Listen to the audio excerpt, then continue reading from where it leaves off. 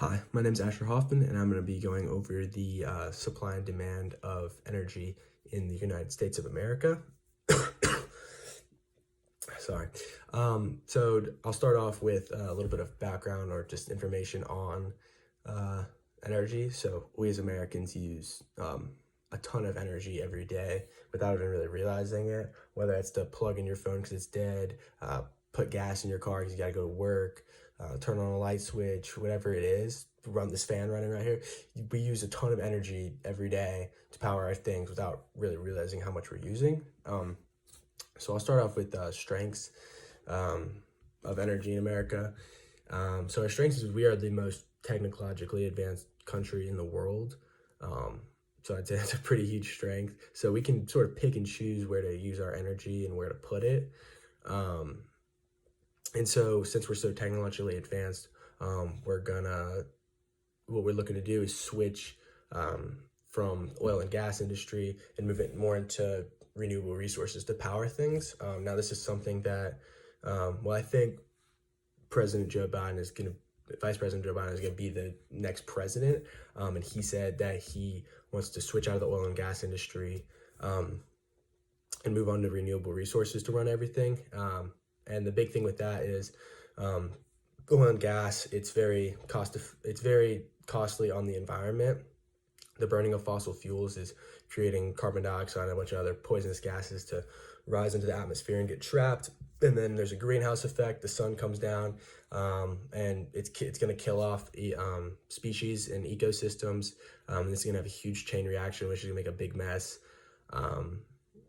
So that's why we want to switch out of the oil and gas industry. Now, on the weaknesses of that is it's going to be expensive to install all that and all those projects for everyone in America. Now, I don't think that we're going to really just make a switch like that, like next day, everyone gets solar panels, everyone gets windmills, and we just get rid of oil and gas. It's going to be a slow process, but I feel like it's going to be a very expensive process. And another weakness with that is oil and gas are a very huge part to the economy. So it's gonna where our economy is gonna take a big hit from that. On opportunities,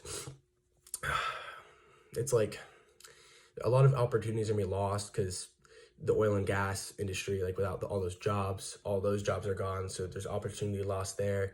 But these jobs in the new field of renewable resources, there may be a ton of new jobs there.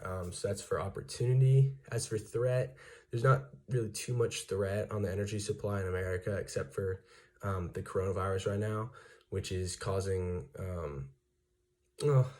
it's helping us in some ways where we're not using as much oil and gas, and we're just using more electricity, which sort of balances out a little bit. But a lot of electricity is run by coal run things. So because we're burning so much coal, we're actually, there's a chance that there's gonna be a scarcity of it. So again, my biggest points are for strength. We are the most technologically advanced country in the world.